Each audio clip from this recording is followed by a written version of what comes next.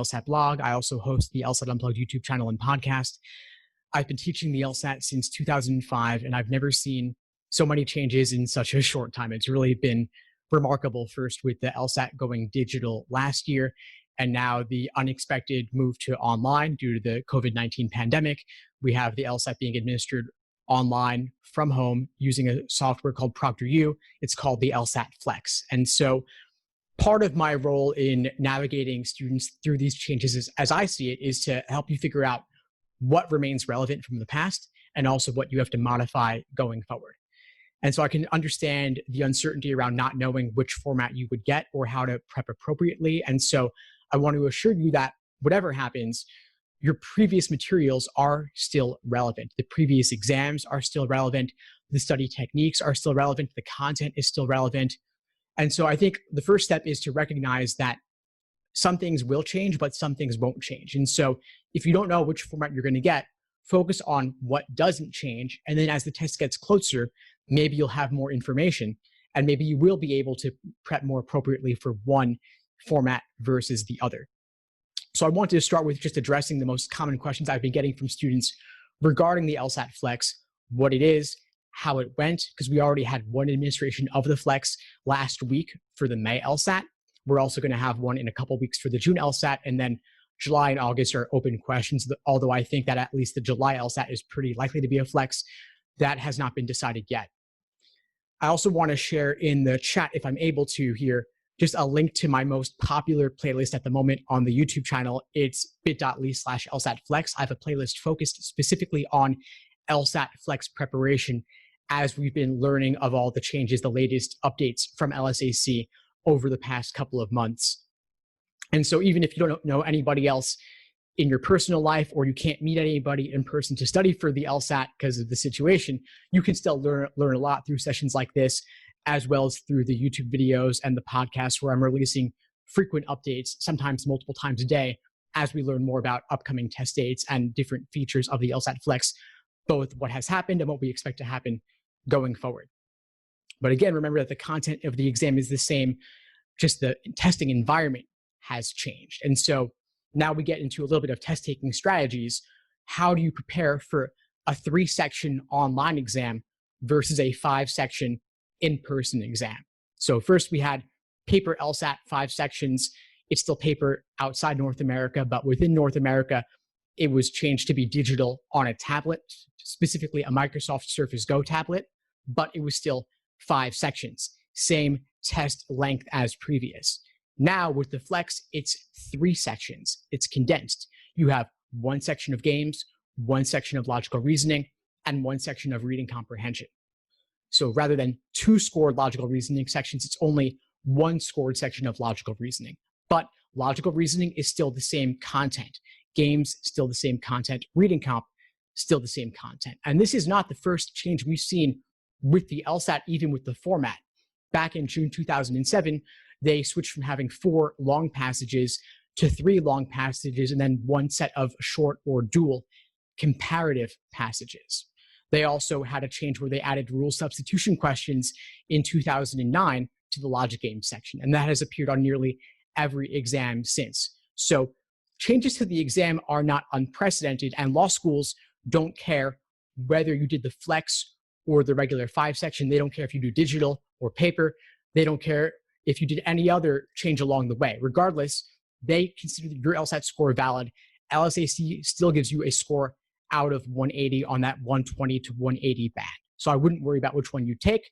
As for which is harder, which is easier, it's really a wash. There are pros and cons to each that we could get into if you all would like me to, but overall, it's the same content of the exam. Harder in that maybe each question's worth more, so there might be stress associated with that, but easier in that 3 sections, you're done in 2 hours. So I think overall, assuming a good internet connection and a good device, a 3-section online exam from home is preferable to a 5-section in-person exam, but one may play more to your strengths than others. So just some things to keep in mind there. Overall, I'd say focus on the core content for now, deal with the format later. Now, as for my personal LSAT journey, like I said, I started teaching this exam in 2005. That's back when I took the exam. And I never thought I'd be doing this because when I first opened a practice test, I bombed it, at least in my eyes. I got a score in the low 150s. And that's obviously a great score for many people. It's right around the average, but I went to an Ivy League undergrad. I thought I was going to go to a top 14 law school, and you can't get into a top 14 law school with a score in the low 150s. Definitely if your GPA is only 3.3, which is around what mine was. So I was in for a rude awakening taking that diagnostic, which is part of why I actually don't recommend cold diagnostics, because they often don't go well. Instead, I say, learn the foundation, then take exams. And what I did was I just skipped straight away to taking exams. I took exam after exam after exam. I measured myself. I tracked my scores obsessively with spreadsheets, and my scores did not go up. They would not budge. They stayed in the low 150s for several months. And that's because I had fallen prey to what I now call the obsessive practice exam narrative. The idea that taking exam after exam will give you some key insight that unlocks everything for you. When in reality, you've got to learn the basics of each section first and not go straight to doing timed exams, but instead start with untimed work to slowly learn the material. So I now recommend what I call the obsessive practice exam narrative. This is the idea. So that's what students fall into. But what I recommend now is what I call the LASER approach to LSAT studying. LASER is an acronym standing for Learning, Accuracy, Sections, Exams, and Review.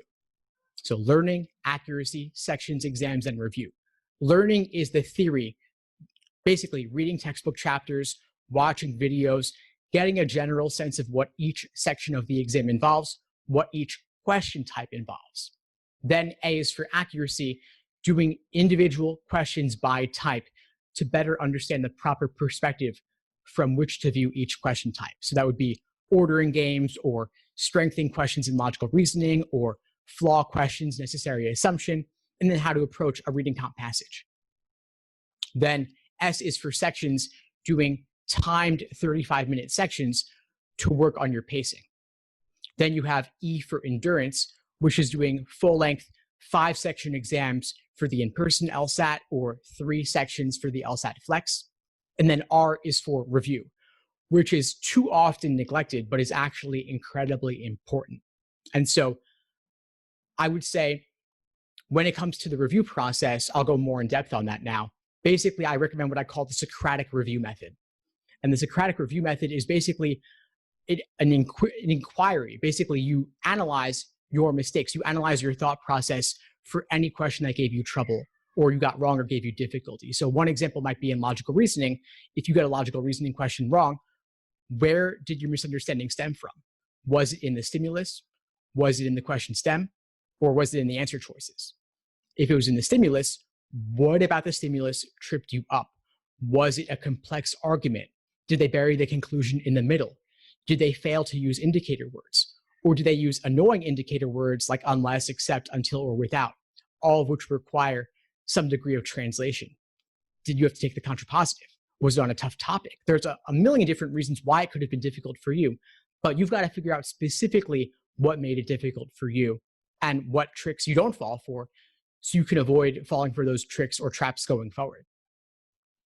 If your misunderstanding was in the question stem, what about the question stem was difficult? Maybe they used unfamiliar wording, or maybe you couldn't tell the difference between 2 different types. Like a common area is necessary assumption versus sufficient assumption. The difference between them actually matters a lot, but students often confuse one for the other. Or alternatively, if your mistake was in the answer choices, what was tempting about the wrong answer that made you pick it, and what ultimately makes it wrong? And what was discouraging about the right answer that pushed you away from it or made it seem unappealing, and what ultimately makes it correct in the end? So you see, this is a process. There's stimulus, question stem, and choices. And then within each of those categories, there are different things to be looking for that could have given you trouble, different areas you could have gotten tripped up. And maybe you got tripped up in multiple areas, but there's also tricks that you didn't fall for. And you've got to figure out which ones you do fall for and really hone in on those so you can avoid making the same mistakes going forward. Because this exam does repeat itself, and you're not just looking to measure yourself like I did. You're actually looking to see where your mistakes are coming from so you can avoid making them going forward. And that means you actually want to get questions wrong. You want to do difficult problems that you have a low likelihood of success on so that you can learn and have that opportunity to review and avoid making the same mistake going forward. And this is too often neglected. Students will do it exam after exam after exam. The exams are all numbered. So you could say, we're at exam 89 now, and there's a handful that are unnumbered, and just work through them one by one. I'd rather you do only 10 exams ever, but review them in excruciating detail. And so if your exam is, let's say you're taking the June LSAT Flex in a couple weeks, you might do 2 or 3 timed exams per week and a detailed review of those exams, and that could be it. That could be enough. You could do 2 exams next week, 2 exams the following week, 3 hours reviewing each one. Students might spend 30 minutes reviewing an exam, but 3 hours is more on the order of magnitude of what you actually need to do. And if you're following this Socratic review method that I laid out, it will take that long or even longer, and that's okay. That's really a good thing. It's better to do fewer questions in more depth. And so my rule for this overall, my practice test rule is maximum 3 exams per week, minimum 3 hours reviewing each exam. And that max of 3 exams per week, that would be more for if you're doing the LSAT Flex, which are shorter exams, or if you have no other obligations, like you're not working, you're not in school, which is of course maybe more likely over the summer, you could do 3 a week plus reviewing each one. If you are working or you have an internship or you are taking classes, maybe you'll do 2 exams per week and review those. If you want to do more, maybe you'll drill weak areas, maybe you'll do timed sections here or there, maybe you will look up resources covering the basics of a certain type that gives you trouble, but that's really more than enough. You don't need to do anything beyond that. That's really it, especially if you're taking the exam soon.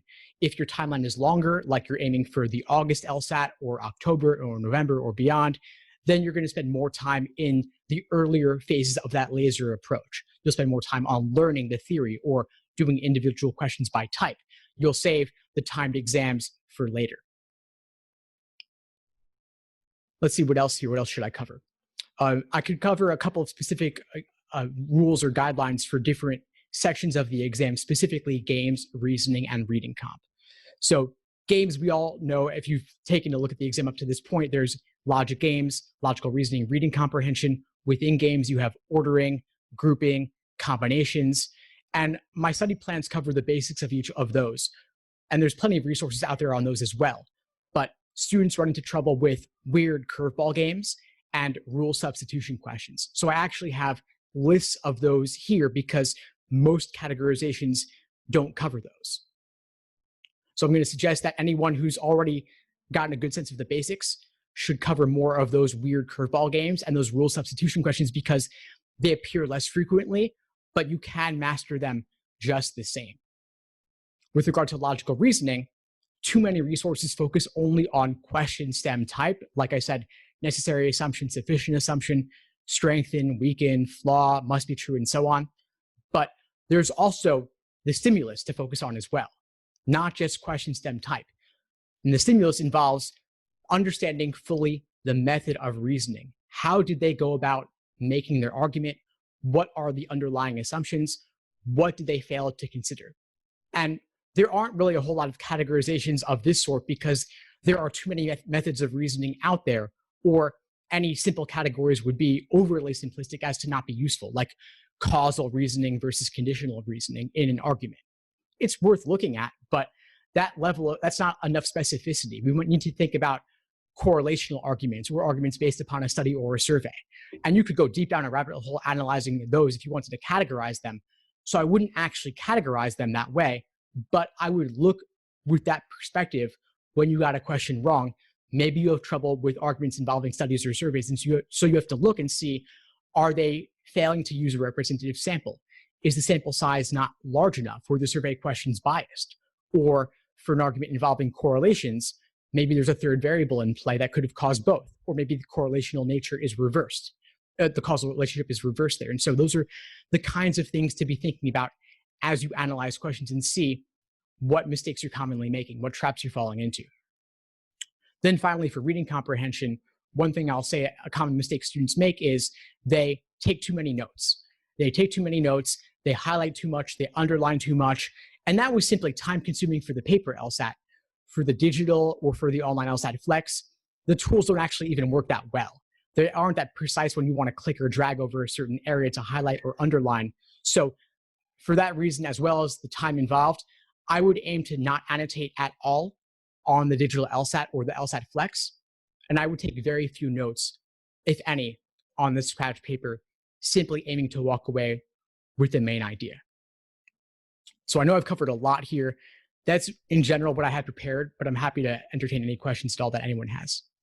Well, thank you so much, first of all, Steve, for not only being here, but for providing us with all of that information. That was great, and I'm sure that was incredibly useful to so many of us who are working towards taking the LSAT. So now we have a question from Anushka on tips to increase your speed during the LSAT. Anushka, if you'd like to go ahead and unmute yourself to ask your question. Hi, my name is Anushka. I'm trying to take the LSAT in the fall, and I've just noticed that like with a lot of the questions and a lot of the sections, the main part that I struggle with is to complete the questions within the time limit. So I was wondering, like, what are the best tips that you have for like increasing your speed? Yeah, sure. Any particular section? Probably the logic games. Yeah, sure. I definitely have some thoughts on that. First of all, increasing speed in general on the LSAT, you get faster by understanding more deeply. And so doing more questions of a given type will inevitably increase your level of familiarity, because the LSAT, all sections, is an exam of pattern recognition. So when you see a new question, you can put it into your mental framework or bucket of questions you've done of that type in the past.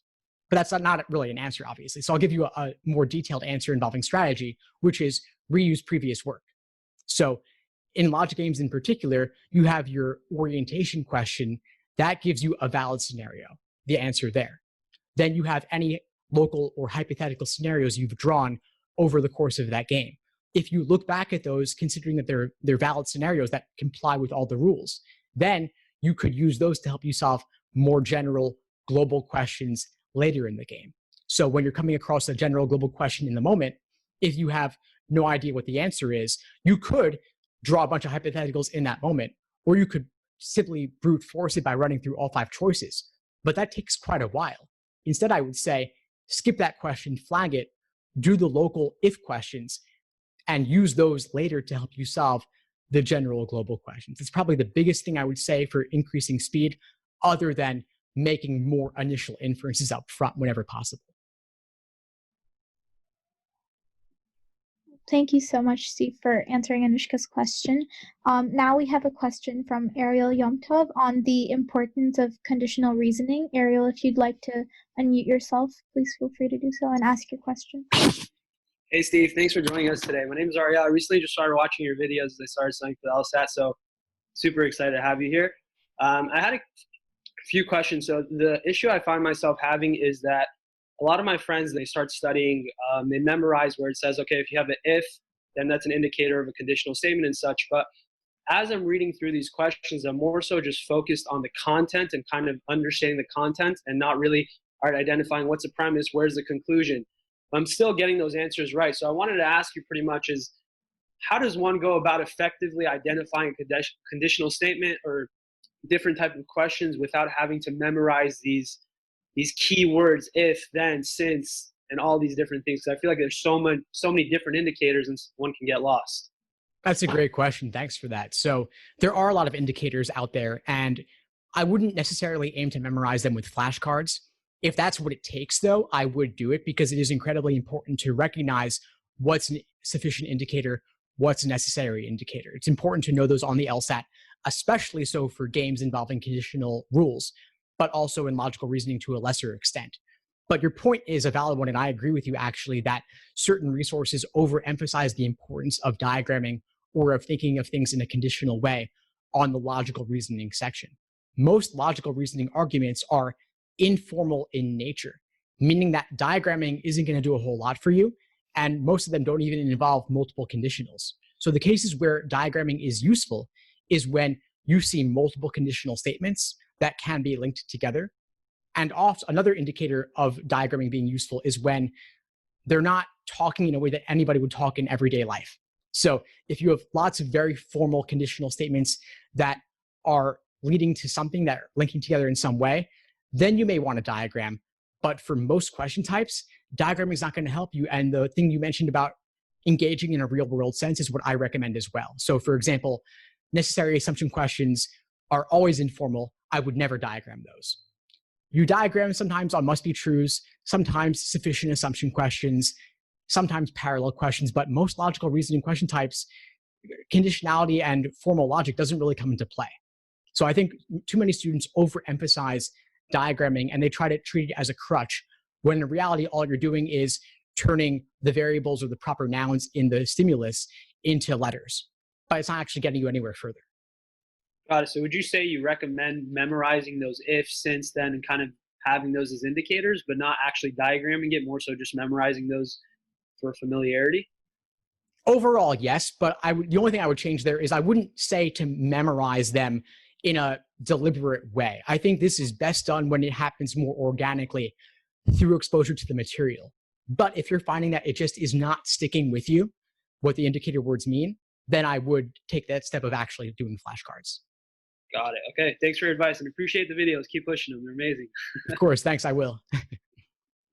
Okay, so our next question is from Gagan on test anxiety and when to start taking time tests. Gagan, you can go ahead and unmute yourself. Hi, Steve. I'm currently studying for the LSAT, planning on taking it in August. So me, as well as some other people I know, get test anxiety while taking standardized testing and it being timed, or even while studying for the LSAT, because it's a big part of your future.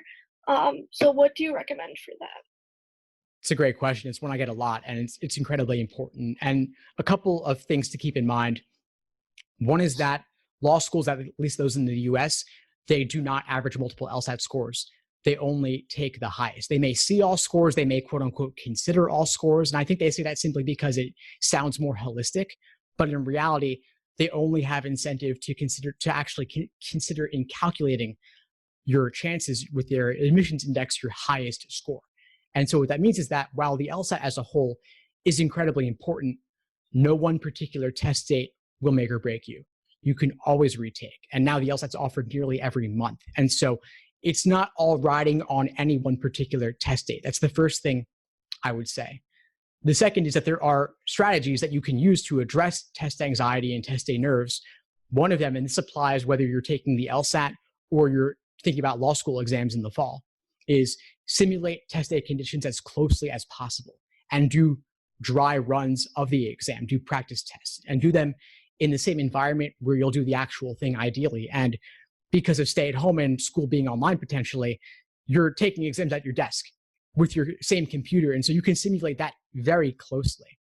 And for the LSAT, they actually put the majority of exams in the digital LSAT format, which is the same as the LSAT Flex format. It's called Law Hub, and it's also known as Official LSAT Prep Plus. So at lawhub.lsac.org, you can purchase access to over 60 exams in the digital LSAT format. And so taking exams in that format, you can get a better sense of what the actual flow will be like, because the books aren't doing it justice to replicate it as closely as possible. So do exams in the exact same format with the exact same device in the exact same environment. So if you're doing exams at home in your bedroom with your desk, clear off your desk, make it a comfortable environment to work at so you can do all your studying there rather than at a different table in a different room. With the Flex online, you also want to deal with any of the tech things in advance, like having a good internet connection, running all the appropriate updates on your computer with the software so that you're ready to go on the actual exam when it starts. And for the LSAT Flex, ProctorU actually has a service where you can meet with a live rep and chat with them to work out any tech issues in advance. So if you go to testitout.proctoru.com, test it out with hyphens in between the words, .proctoru.com, you can test out your system in advance, and you can even chat with a rep live who can look at your computer settings and set up everything in advance so that when you start on test day, you're not wasting time figuring it out and getting stressed that things aren't working properly. So the more prep you do in advance, the lower your anxiety level will be, hopefully, because you know that you have more things figured out. And the last thing I'll say, which is almost cliche, but it's true, is mindfulness meditation really can help out a lot. So even just 5 minutes a day over the course of a few weeks or a few months, it would have an impact. And if you don't want to think of it as meditation, you could think of it as focused training, where you're really training yourself to notice when your mind is wandering and you're bringing it back to the task at hand. Obviously, we're all going to fail. Our minds are all going to wander, but the moments where you notice and bring it back, that's where you actually strengthen your self-control like a muscle to notice when your mind wanders. And this has really benefited me personally. I've been doing this for years, and it helps with both staying in the moment while you're on a tough LR problem or just in general. So our next question is from Adhd on the reading comprehension section. Adhd, you can unmute yourself. Thank you. Hi, Steve. I took the LSAT this February, but I didn't get the score I wanted. One of the sections I struggled with was the reading comprehension section, because I usually had to reread the passages at least twice. So my question is, how do you quickly retain and absorb the information from the passage you just read, and what are your note-taking methods during the exam? Because I ran out of time during the last two passage questions. Yeah, sure. Great question. So the first thing I would say is don't try to get everything down if it's not working for you. Don't get bogged down in the details. Simply walk away with the main idea. As an exercise, you could do several passages where all you do is read the passage and then separately write down the main idea. And then check your articulation of the main idea against LSAC's articulation in the questions, because there will be a primary purpose or main idea question. And so see how their wording matches up with yours, and if you truly got what the main idea was. The details, you can always go back for them later, but I wouldn't be taking tons of notes on them or even trying to fully digest all the details in the moment. As for note-taking method, like I said before, I recommend marking very minimally or not at all. And you can't mark on the passage anyway, so you're taking notes to decide on your scratch paper. Simply note, what's the main idea? What's the author's opinion? If you want to do a little bit more, you could also maybe summarize each paragraph with a couple words, but that's it. That's all I would do. Thank you, Steve. Thank you so much. Sure, of course. So right now we have a couple of questions that are similar, so I'm just going to combine them. People are asking about what advice you have on LSAT preparation for different stages of college. So when you're a freshman, sophomore, junior, and so on, like what kind of preparation should you be doing towards the LSAT, and how much time should you be spending working on the LSAT during those various years of college? Yeah, sure. So I would say for freshman and sophomore, I wouldn't be looking to do a whole lot, if anything. Enjoy college and focus on keeping your GPA up while socializing, current situation aside. Then juniors and seniors, I would start to take it more seriously, especially seniors and ideally juniors. If you could knock it out in the summer between junior and senior year and study for it spring semester junior year, that would be great to have it out of the way and done, especially if you want to go directly from undergrad to law school. But you certainly don't have to do that. But I would say later in college, when you take it more seriously, ideally study for it over the summer and maybe during a semester as well, where you're taking a lighter course load. So I would aim to treat the LSAT like a 6-credit class at least, which if you think about it is actually underemphasizing it because the LSAT weighs more heavily in admissions than your GPA does. But it's one exam on maybe 1 or 2 days if you retake it. So it's worth a lot of effort. So I recommend actually spending 5 to 6 months to reach your fullest potential. Don't just try to study for it in 2 to 3 months and knock it out. It's worth more time than that and takes more time than that to reach your ultimate fullest potential. So 6-credit class during the semester, and then ideally over the summer, you could do it full time with few obligations. Obviously, that's not realistic for most people, but if you can do that, that would be great. So maybe take a light internship or a part-time job over the summer and spend the rest of your time on LSAT prep. Thank you so much for answering that, Steve. One more question that I have is how many times do you think someone can retake the LSAT without law schools looking upon it unfavorably? On average, I would say 3 or 4. Beyond 3 or 4 starts to look like maybe you're not exercising the best judgment when deciding whether to take it or not. But one thing I'll add is that you can always postpone or withdraw your LSAT registration, and law schools will never even know that you were signed up for that test. The other thing I'll say is that there are some caveats here, like during these times, especially with the digital LSAT rollout last year and the LSAT Flex now, admission officers will be a little bit more loose and casual regarding the number of takes. They'll be understanding that this is a unique time with new testing formats with the digital on tablet and the Flex now. And so if you took one of those, they will give you a special amount of leeway for that specifically. And if you're taking it 5 or 6 times, you know what? That's okay too. Plenty of people have and still gotten into their dream schools. Simply write an addendum explaining that certain test dates didn't go well for whatever reason, or like the flex or the digital, or there was a proctoring issue of some kind. Things happen and they understand. Okay, and now Habby has a question on the amount of years after undergrad you should take the LSAT. Habby, you can go ahead and unmute yourself. Hi, Steve. Thank you so much for your presentation. I just wanted to ask, what amount of years after undergrad does it kind of look, I don't know, like bad to law schools to take the LSAT, or does it like really not matter? Because what about like someone wanting to go straight from undergrad to like doing a clerkship or like a paralegal position, as opposed to going straight to law school? Like, how would that look? Yeah, good question. The answer is good news for you, really. It doesn't matter in the slightest. There are plenty of non-traditional applicants, both young professionals as well as folks who are much older. I hear from people in their 50s and 60s and beyond who are taking the LSAT and applying to law school. It might be tougher the older you get if you're out of the zone of studying, if you haven't been doing anything of this nature for a while. So that you may want to allow extra time as more time, as time goes on from undergrad or from a graduate level program, what have you. But law schools don't care. And in fact, having work experience can help your application. It's not required, but it's certainly a nice thing to have. What I would think more about is what will best set you up for success on the LSAT, and what extra time might you need to allow if you're not in the flow of studying for an exam like this. And so just give yourself more time and be patient with yourself if that's your situation. Okay, thank you. Yeah, of course. So our next question is from Anushka on the implications of this pandemic on the LSAT. Anushka, you can unmute yourself, please.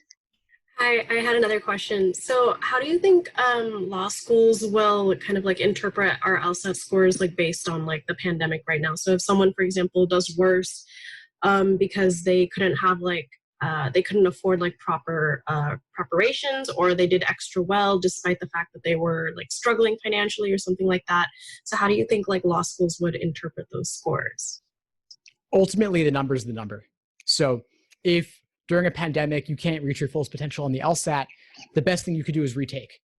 That's my suggestion, is that retake the LSAT during a time when you will be able to give it your all. And if that means delaying law school a year, that obviously isn't what you want to do most likely, but if that's what you got to do, that's what you got to do.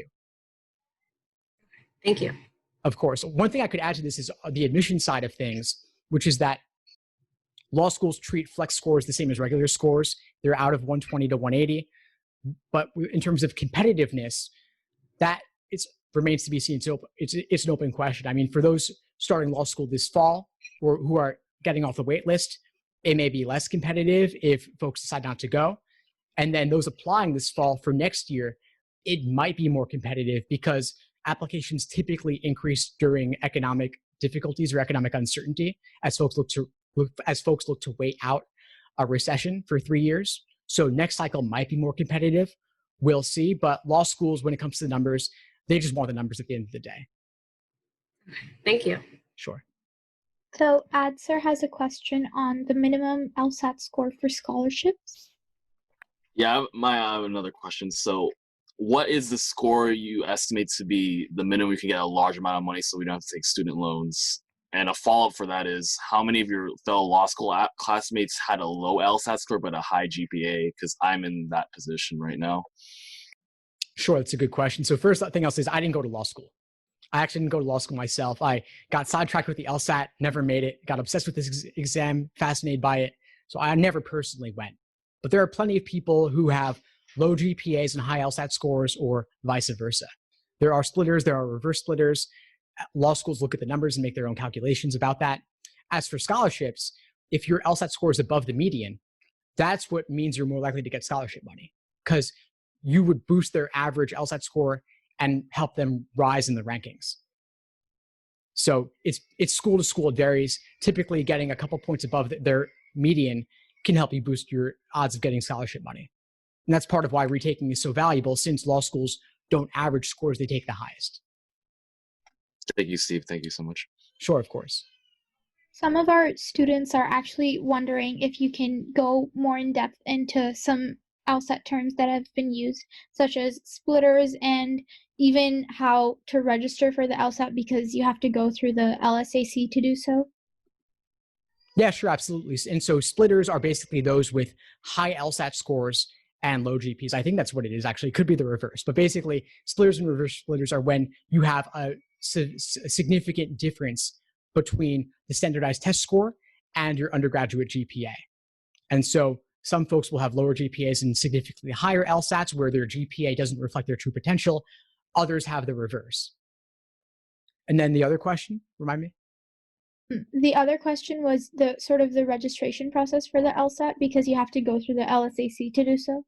Yeah, sure. So basically, go on LSAC's site, lsac.org, and you can sign up for future LSAT dates. At the moment, the only LSAT you can register for is the July LSAT. They haven't yet opened registration for the August LSAT or beyond. Usually they would have by now, but I think because of the pandemic and the LSAT Flex confusion and everything they've been dealing with there, they haven't had a chance to deal with that yet, or they want to hold off and wait to see whether they're going to deliver it in person or online. But that would be the place to do it. Thank you. Olivia has a question about extra test accommodations. Olivia, you can go ahead and unmute yourself. Hi, yeah, so I noticed that the SAT and ACT offer test accommodations, such as extra time. I was wondering if the LSAT, if this applies to the LSAT as well, and if so, like, what does the application process look like? Yeah, they do. They do offer accommodations, including extra time. And they used to be a lot more stringent about that, but overly stringent, actually. And then they got sued a number of times. And since then, they no longer mark scores of those who got extra time with an asterisk. So law schools will never know whether you got extra time or not. And then the process is simply apply to LSAC far in advance with all the appropriate documentation. And so typically an evaluation from a doctor. And if you have a previous history of receiving accommodations from undergrad or from the College Board, that would certainly help your case as well. But if you can provide that kind of documentation and you do so early enough for a particular test date, you will probably get it. And typically, those with extra time get either time and a half or double time. Time and a half would be, rather than 35 minutes per section, you get 53 minutes per section. And double time would be 70 minutes rather than 35 minutes. And you may also get extra breaks depending on what your accommodations are. There are also accommodations that are not extra time for those with some sort of visual impairment or other physical disabilities. So that would be something to look into too, depending on what your needs are. Awesome. Thank you so much. Yeah, of course. Our next question is from Jasmine on fee waivers. Jasmine, you can unmute yourself. Hi. So when I took the ACT and SAT, I was offered fee waivers because I could not afford the test fees. And so I was wondering if the LSAT does something similar. Like, do they discount a price for students who cannot afford the fees? Yeah, they do. So they actually offer fee waivers, and you apply with typically tax returns from the previous year. And the fee waiver can include things like getting multiple LSATs for free. So you could actually take the LSAT for free, which is saving you $200 for each administration. They also recently changed, so you get a year-long subscription to the official LSAT Prep Plus with the digital LSATs. You get a year access of that for free as well as some other things related to the law school application process, like sending over reports to law schools. And so if you think you might qualify, definitely get in touch with them over that, provide all the documentation, and again, do it far in advance. Thank you. So our next question is from Jasleen on prep courses. Jasleen, you can unmute yourself. Steve, so I was wondering, there's plenty of prep courses out there. Do you recommend us to take one? And if not, do you recommend us to just prep by our own, or should we purchase a prep course and use that? It's really whatever works best for you, whatever you think you need. Obviously, you can go it alone with self-study. Many folks do. I've put together a lot of resources for those who are looking to self-study, including day-by-day LSAT study plans. And so folks interested could look those up. They're on the LSAT blog. I also have my own courses as well that include live online classes and Q&As. They also include group coaching, which is something unique I haven't seen anywhere else. And especially during the pandemic time when everyone's stuck at home, obviously live online is the way to go. And so I also offer on-demand video lessons as well as part of the courses at different levels. So you could choose only the on-demand videos. You could choose on-demand videos and live classes, or you could choose the option including the group coaching as well. And so I'll see if I could put a link to that in the chat as well for those interested. As for the question, though, of what to do, it really depends on your learning style. Some folks like books, some folks like videos, some folks like live classes. It's really whatever fits your preferences. And so I'd say definitely look at samples first to see if you like the style, but getting more support certainly couldn't hurt. Just a question of your budget. Thank you, Steve. Of course. So our next question is from Mark. Mark, you can unmute yourself.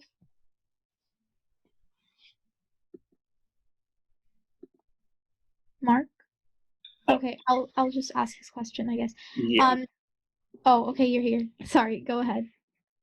Oh, yeah, sorry about that. I was just wondering, like, what would be the best way to study for the LSAT if we are doing it by ourselves? And I know you already talked about video on demand and stuff like that, but is there have you noticed a trend on the best ways to do it if you are doing it without the prep course or without the books or something like that? Yeah, sure. So if you're doing it without a prep course, I would say you want to focus a lot on the actual official LSAT prep tests, which you can get in books or as part of the official LSAT Prep Plus online from LSAC.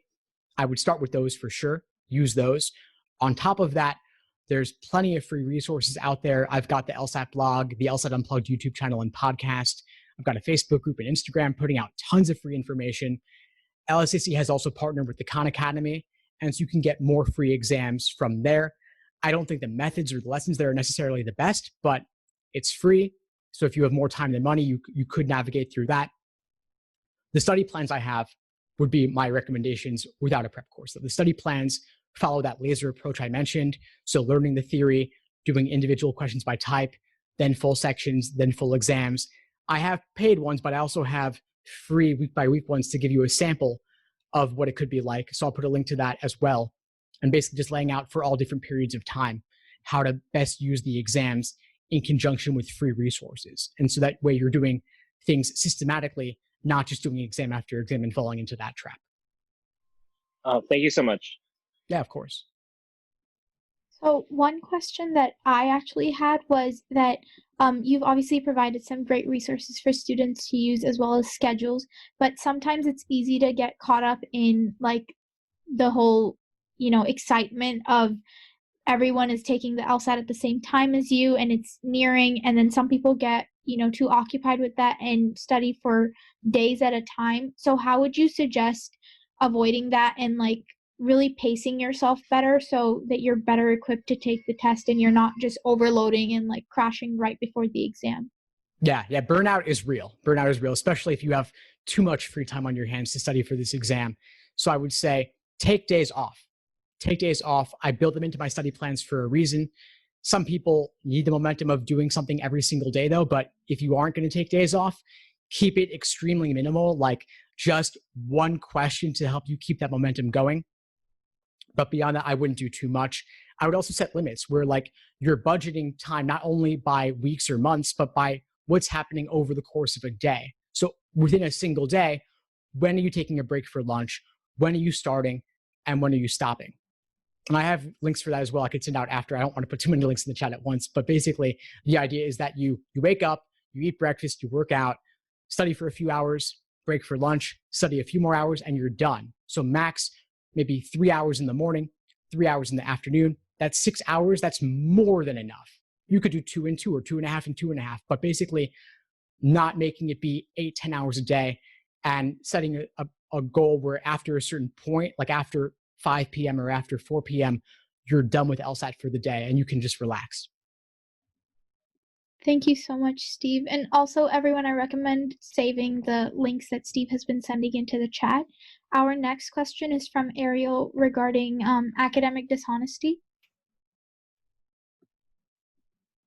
Hey, Steve. So I know you have the opportunity to connect with a lot of admissions counselors, and I just wanted to kind of get your thoughts on what you think their views are on an academic dishonesty case during your undergrad. I know many of them say they are forgiving, but I would like to know to what extent do you think that's actually true? And secondly, more so on the disclosure process. I know that, rehabilitation is something to include, but anything more specific that you think are good things to include in that disclosure process? Yeah, absolutely. And so the first thing I'll say is law schools take character and fitness very seriously, and you should as well, because when you go before the bar after you finish law school, they will look into your history. They can do all kinds of searches on you. And if you did not disclose something that you should have, that could potentially get you barred from entering the bar, from being admitted. So you want to err on the side of disclosure up front now with the law school admissions process. Now, you asked about academic dishonesty. They actually take that extremely seriously because that's an ethical issue. And lawyers, of course, are dealing with ethical things in their professional capacities. So law schools will be concerned about cases of academic dishonesty. And so while you have to disclose it, it could hurt your chances maybe a little bit, depending on how you do it. You want to be very much upfront. You want to take responsibility for what happened, show that you understand the gravity of what happened and that nothing like it will ever happen again. Now, you mentioned rehabilitation as well. Can you share more on that? Yeah, just like, I guess, steps of saying like what steps you've taken to kind of make that situation not happen again and what you've done to become a better person from the situation. But the thing that I've been kind of concluding is the decision I've kind of been conflicted on is, do I not disclose up front and kind of deal with it on the back end with the bar and, hope that I'd be able to get into a good law school on the front end, but get postponed admission into the bar 6 months to a year? Or do I disclose up front, risking the chances of not getting into a good law school, but knowing for certainty that I'll be admitted into wherever I'd like to practice law? I would say disclose up front. You don't want to take any chances. You want to be as upfront as possible, but also look at the specifics of the question. It's possible there are some things that you don't need to disclose, but in something like academic dishonesty, my guess is that you would certainly need to. I can't imagine a case where you wouldn't need to. You have things like being arrested versus being convicted, where like maybe some questions say convicted, others say arrested. In those cases, you may or may not need to. But academic dishonesty, if there's any record of anything, you'll probably want to disclose. And if it's so minor that you're not even sure whether you need to, then it probably won't hurt you that much to just err on the side of disclosing. And the risk-reward ratio here, I think, definitely leans heavily into disclosing. If there's a question whether you could run into a problem 3 years from now, I'd say avoid that stress hanging over you for 3 years and potentially wasting all that time and money in law school, and just get it out there now and work on the wording, work on what you've done. As for the question of what have you done to show you've rehabilitated, I can't answer that for you. It's up to what you actually do. All right. Okay, cool. Awesome. Thank you. Yeah, of course. Thank you so much, Steve. Our next question is from Gagan on extended time. Hi. So I know you explained a little bit about extended time, but I guess in what sort of situations would you be approved for extended time? If it didn't have to do with something like visual impairment or things like that. Yeah, it's typically for things like ADHD or ADD. That's when I typically hear about it coming up. But typically a doctor, medical professional can do an evaluation. And for things like difficulty focusing, it may qualify. That's where I hear it mentioned most often. And also, if you could just take a minute to discuss, I guess, mental health and test-taking strategies, because I know with everyone being home during this time, not everyone's family situations may be ideal while they're studying and they can't get that proper environment. So what do you recommend for that? Yeah, sure. That's a good question. I guess I would say set yourself up as much as you can to get the studying done that you're able to, but also be compassionate with yourself and recognize that you may not be able to do as much as you would have under ordinary circumstances. If you live with other people, you've got to consider their needs too, and they've got to consider your needs. But there may be only so much one can do, especially if you're living in a smaller house with more people in there, or more noise or responsibilities that come up. Those could all take a toll on your LSAT prep. So I wouldn't try to do the ideal under a less than ideal situation. Like if my ideal plan involves 6 hours a day, but you can only do 2 hours a day, that's fine. Maybe you won't take the LSAT in July or August. You'll push it back to the fall. And hopefully quarantine's lifted by then and things are back to normal. We'll see what happens. But you might want to delay your LSAT journey as a result of this pandemic. And that's totally reasonable. I just wouldn't try to do everything you would under ordinary circumstances. Thank you. Yeah, of course. Our next question is from Harshita on the importance of the writing component. Hi, Steve. My question for you is that how important is the LSAT writing component? I've heard from some of my peers that it's not weighed equally or it's not as important. And is that really so? Yeah, great question. It's true. It's not as important. It's not as weighted as equally, in part because it's not scored. So there's no numerical component there, and law school admissions is largely numerical with those objective numbers there. But the writing sample actually matters a little bit more than it used to because it's now online and typed rather than handwritten. So law school admission officers can actually read what you wrote. So they're more likely to look at it. They give a special attention to it in cases where you're applying as a non-native English speaker or your English-related grades in college were low. They want to look to see what is your writing truly like. The writing sample shows that because it's timed and they know it was you doing it, not like your personal statement where you could have gotten help in editing. So I wouldn't inordinately stress about it compared to the scored portions of the LSAT. And also because you're not doing it on the same day as the actual scored LSAT, you have time. You could take the LSAT and take the writing sample a week later when you're fresh and ready to go. And you could do a few practice versions if you want to. People don't typically, but you could at least take it when you're fresh and in the ideal environment for it, not like it used to be where the LSAT was paper and you were doing it after doing 5 LSAT sections when your brain was fried by the end. This is a better chance for you to show your full potential in writing. All right, thanks. I have one more question for you. I was wondering if LSAT in any way indicates how well you're going to do in law school or how much of a metal you have to be a lawyer, or is it just a standalone factor to get admission into a law school? That's a good question. It's somewhere in the middle. I'd say the LSAT does have a demonstrated correlation with first-year law school grades, which in turn are related to bar passage rates. It doesn't indicate what you're going to be as a lawyer. That's a totally separate thing. There's people skills, there's networking, there's ability to generate business, ability to perform in a courtroom that could all relate to success as a lawyer, but have nothing to do with the LSAT. But the LSAT, the skills that it tests, like critical reasoning, deductive reasoning, navigating dense text, those, to me at least, quite clearly relate to what you do as a law student in law school itself. So I would say there's some relationship there, but it doesn't define you, certainly. And the fact that you can improve significantly means that your starting point doesn't reflect where you'll ultimately end up. All right, thank you. Yeah, of course. Well, those are all of our questions for today. Thank you so much, Steve, for being here and for answering all of our students' questions, and genuinely just for the amazing advice you've given as well as the resources you've provided. Everyone, thank you so much for attending. Make sure you save the links in the chat that Steve has sent in. And yeah, thank you so much for being here. We loved having you, and thank you to everyone who attended. Thank you for all the great questions, and thank you everyone for joining. It was a pleasure. Thank you, Steve. Thank you Bye so all. much. Thank you. Thank you so much. Thank you. Thanks for tuning into the show. Please subscribe if you haven't done so already to be notified of new episodes as I release them. And feel free to reach out if you need anything at all as you move forward with your prep. I'm happy to help however I can. In the meantime, I'll wish you all the best and take care.